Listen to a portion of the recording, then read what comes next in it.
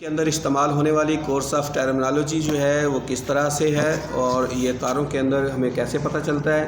اس میں دیکھیں سب سے چیز پہلی جو ہوتی ہے مزاحمت ہوتی ہے، جس کو ریزسٹنس کہتے ہیں، آر سے ظاہر کرتے ہیں.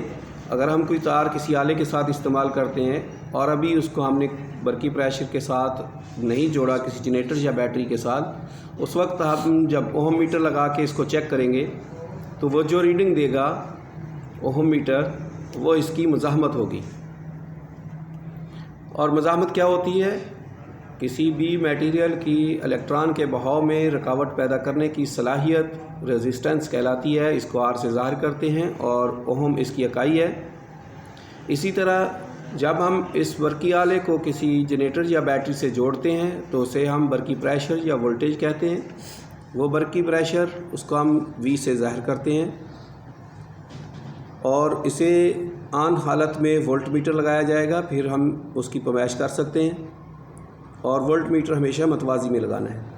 اسی طرح جب ہم برقی پریشر کے ساتھ جوڑ دیں گے تو تاروں کے اندر آزاد الیکٹران کا بہاؤ شروع ہو جائے گا اور آزاد الیکٹران کے بہاؤ کی وجہ سے جو الیکٹران کی تعداد ہوگی ایک پوائنٹ سے دوسرے پوائنٹ تک مخصوص تعداد، اس کو ہم امپیئر میں ظاہر کریں گے. یہ کرنٹ کی اکائی بن جائے گی. اس کے بعد آ جاتا ہے پاور کا پوائنٹ کہ پاور کیا چیز ہے. الیکٹرک پاور میں برقی پریشر اور الیکٹرک کرنٹ آپ کے پاس ہونا چاہیے. جو برقی پریشر جنریٹر پیدا کر رہا ہے مثلا 220 وولٹ ہے اور تار میں سے جو اس وقت کرنٹ گزر رہا ہے فرض کریں وہ 10 امپیئر ہے، تو دونوں کو ہم ضرب کریں گے تو یہ 2200 واٹ بن جائیں گے. پاور کی اکائی ہوتی ہے واٹ. جب یہ 2200 واٹ بن جائیں گے تو ہمارے پاس یہ پاور آ جائے گی. اس سے اگلا پوائنٹ آتا ہے الیکٹرک انرجی. الیکٹرک انرجی کے لیے ہمارے پاس پاور موجود ہے، ہمارے پاس وقت ہونا چاہیے. اس کا فارمولہ یہ ہوتا ہے کہ 1000 واٹ پاور کو آپ 1 گھنٹہ استعمال کریں تو آپ کا 1 یونٹ انرجی استعمال ہوگی.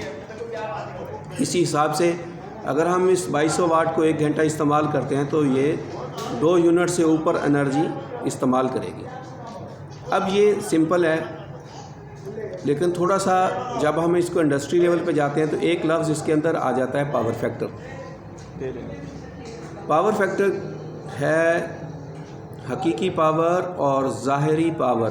حقیقی پاور اور ظاہری پاور میں فرق کی نسبت کو کہتے ہیں پاور فیکٹر. اس کو چیک کرنے کے لیے جو میٹر استعمال ہوتا ہے اس کو کہتے ہیں cos theta, COS cos theta میٹر. اس میں اگر آپ کا جو میٹر ہے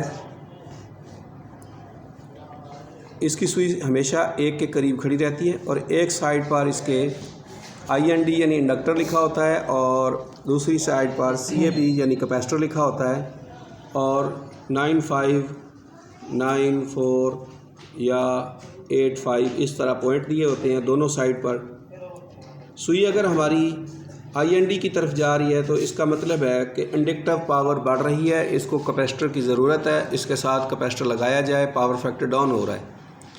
اور اگر سوئی ہماری جو ہے CAP کی طرف جاتی ہے تو اس کا مطلب ہے کہ انڈکٹیو پاور ہماری کم ہو گئی ہے اور کیپیسٹر جو ہیں اس کے ساتھ زیادہ لگے ہوئے ہیں، جو ہم لگاتے ہیں پاور فیکٹر کو امپروو کرنے کے لیے.